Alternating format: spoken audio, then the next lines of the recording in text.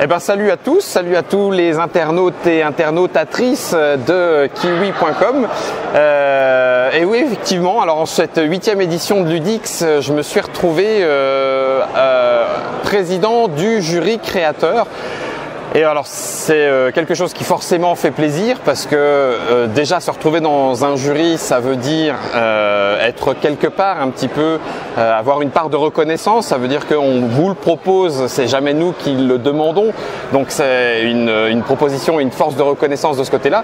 Et en plus la présidence, même si sur Ludix, il faut l'avouer, président ça veut pas forcément dire grand-chose. C'est juste que à la fin, il va falloir annoncer qui a gagné et pourquoi. Donc en l'occurrence, c'est juste la charge de faire un discours à la fin. Mais quoi qu'il en soit, ça veut dire aussi prendre un petit peu en charge les débats qu'il y a au sein du jury pour discerner et ensuite décerner les prix. Et donc c'est une petite charge, mais en l'occurrence c'est beaucoup plus un honneur, donc ça fait énormément plaisir. Et en l'occurrence, ça s'est fait aussi par l'intermédiaire de l'ancien président du jury, Mathieu Bonin, qui à l'époque travaillait chez l'éditeur Yellow, et qui, à chaque fois qu'il y a une petite passation comme ça, l'organisation de Ludix demande qui pourrait éventuellement avoir ce poste-là. Et en l'occurrence, c'est Rémi Bauer, qui est dans l'organisation de Ludix, qui ensuite m'a fait cette demande, qui donc est extrêmement gratifiante, il faut le reconnaître, parce que ça fait toujours plaisir, on a toujours un petit peu un ego et ça flatte, et donc merci pour ce poste-là. Alors, quand on reçoit la charge de jury et particulièrement celle de président, il y a une préparation, c'est vrai. La préparation, elle est sur deux niveaux, on va dire. La première, c'est de prendre au sérieux, on va dire, les jeux qu'on va être amené à jauger. J'aime pas trop le mot juger, mais à jauger en tout cas. Là, sur Ludix, il y a 40 jeux avec un énorme grand écart entre les types de jeux. Et donc, ça veut dire être à même d'être capable de prendre du recul sur un jeu, par exemple un jeu qui ne serait pas forcément notre type de jeu préféré, mais quand même être capable de voir s'il a un intérêt ludique et pour quel type de public. Donc ça veut dire effectivement prendre du recul, peut-être, mais c'est pas obligatoire, avoir de la culture ludique, et aussi préparer en amont les règles, parce que ça permet de gagner du temps d'une part, et puis d'autre part d'être beaucoup plus réactif parce qu'on a une petite projection de ce que peut être le jeu. L'autre préparation qu'il y a, elle est un petit peu moins en amont mais un peu plus en live comme ça, c'est être à même avec tous les autres membres du jury d'être capable d'écouter, de projeter, parce qu'on n'a pas tous la même expérience ludique. Ça veut dire qu'il y a des gens qui n'ont pas forcément connu Caylus, Carcassonne, Catan ou même Size dans les dernières sorties, et donc du coup on ne juge pas les mêmes choses, on ne jauge pas les jeux de la même façon. Donc se préparer, ça veut dire aussi être capable de voir un petit peu d'où est-ce que chacun part dans le jury, pourquoi est-ce que chacun parle et où est-ce que ça va nous amener une fois qu'on sera ensemble. Donc il y a deux préparations en amont et on va dire sur place. Voilà, c'est comme ça que je le dirais. Est-ce que la personnalité de l'auteur peut jouer? Au moment où tu me poses la question, Kiwi, j'aurais dit non, parce que c'est très court. En l'occurrence, les auteurs, on les rencontre, on a un créneau qui, en fonction du jeu, varie entre 30 minutes et un petit peu plus d'une heure. Donc c'est très peu pour finalement entrer en relation avec quelqu'un, en sachant qu'en plus, on ne rentre en relation avec l'auteur que par l'intermédiaire de la règle. Alors oui, on déconne un petit peu pendant la partie, on discute, un peu après, on peut débriefer éventuellement. Et en même temps, malgré tout, je dois être honnête, et ça impacte un petit peu, et je pense que c'est peut-être bon à savoir pour les auteurs de jeux qui sont sur ce genre de manifestation ou de concours. Oui, quelque part, votre personnalité impacte sur le jury. Pourquoi? Parce que si on est à l'aise, forcément le courant passe mieux.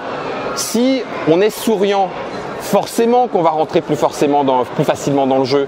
Si le jeu, on le maîtrise et qu'on n'hésite pas et qu'on l'explique de façon fluide, etc., et bien forcément que le jury va se sentir entraîné de façon plus facile dans la partie. Donc oui, la personnalité, ou en tout cas la façon de représenter son jeu, ça impacte.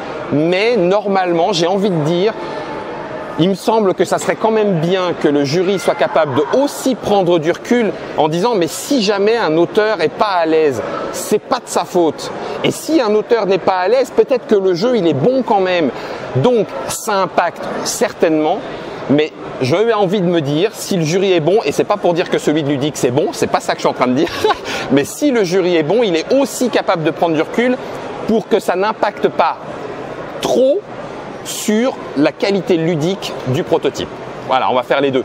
Réponse à la bretonne ou à la normande, peut-être d'un que oui et peut-être d'un que non. Alors la façon dont le jury sur Ludix fonctionne, c'est une façon effectivement particulière. En tout cas, moi, dans mon expérience de jury sur d'autres manifestations Ludix, c'est la première fois que je le vois comme ça. Il y a 40 jeux, c'est énorme, surtout sur un jour et demi. Ça veut dire que l'organisation de Ludix a une grille préparée pour que tous les jeux soient vus dans un premier temps par 2 membres du jury. Donc il y a des binômes, les binômes vont d'ailleurs changer, ils ont été tirés aléatoirement, donc ça veut dire qu'on ne peut pas faire un binôme gros joueur et puis un binôme moins joueur. Donc ces binômes-là vont aller sur les jeux et ensuite très vite on a des fiches sur lesquelles on débriefe.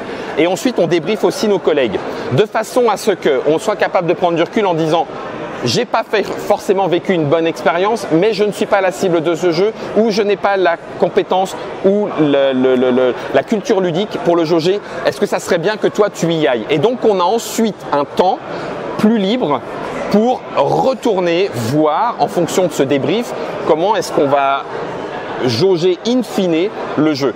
Alors, c'est vrai que c'est très frustrant, mais en même temps, ça demande beaucoup de confiance et ça a permis de souder vraiment le jury.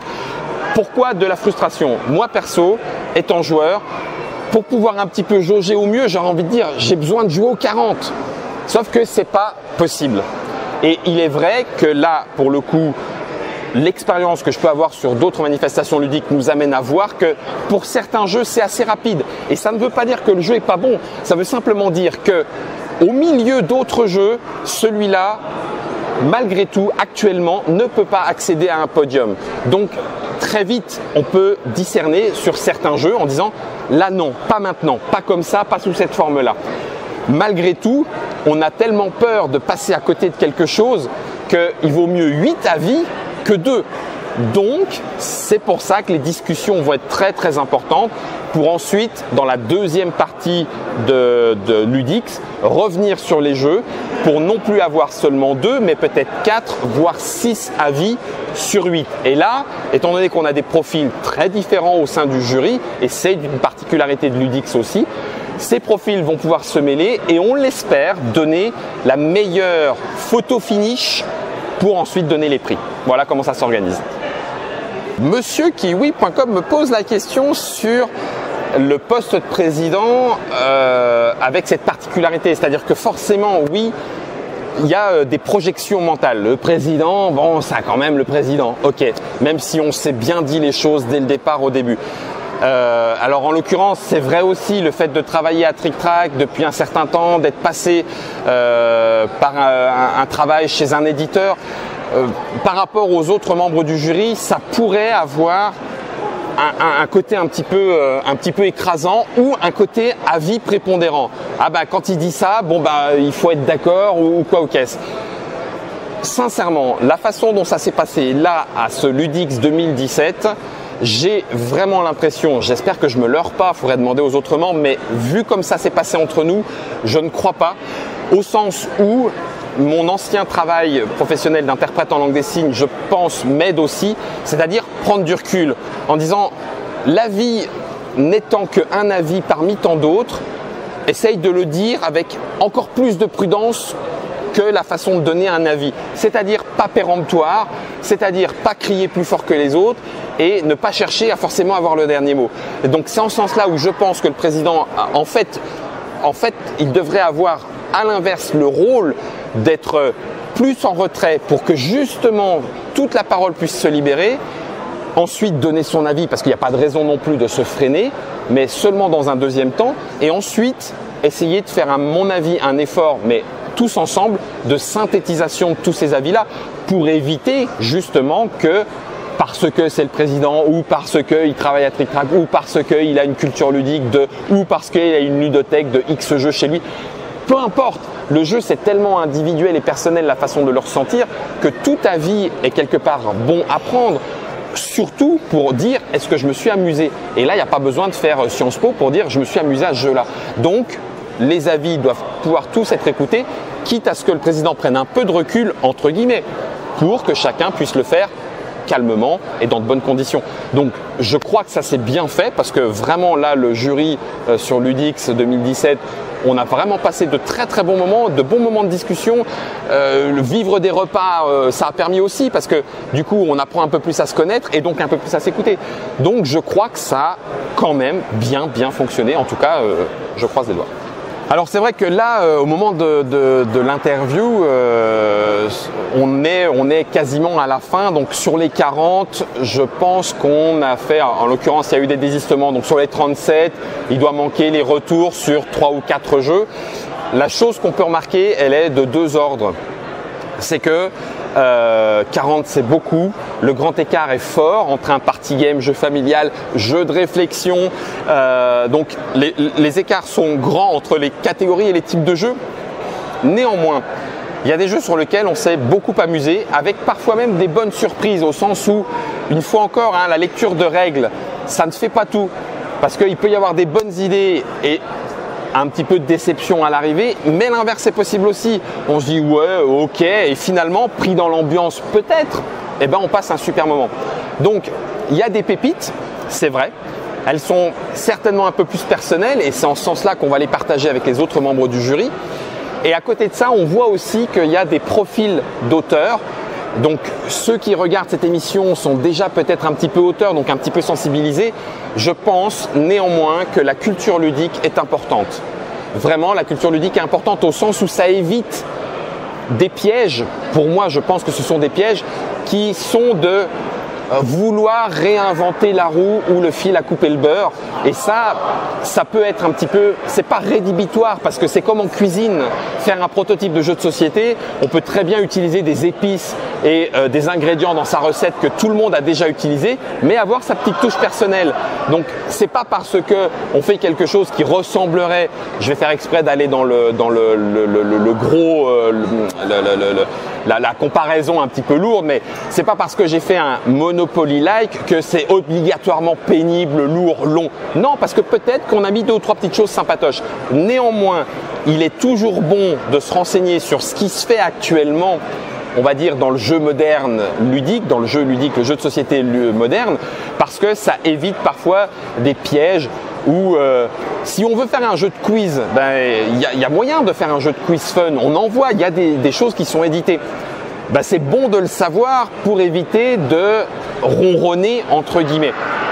Donc quoi qu'il en soit, il y a des profils de joueurs, d'auteurs, on va dire plutôt des profils d'auteurs où on voit qu'il y a plus ou moins de background. Malgré tout, certains avec ou sans background s'en sortent très bien et d'autres avec ou sans background s'en sortent moins bien aussi. Donc c'est pas pour dire que c'est obligatoire. Une fois encore, des pépites, il y en a eu avec tous les profils, avec culture ludique, entre guillemets, sans culture ludique. Et c'est pas pour faire du cloisonnement, qu'on s'entende bien. C'est juste pour donner des billes à vous qui nous écoutez, de se dire, ouais, c'est peut-être pas bête, je vais aller voir un petit peu ce qui se fait. Plus on joue et plus on va avoir envie de donner quand on va créer son prototype.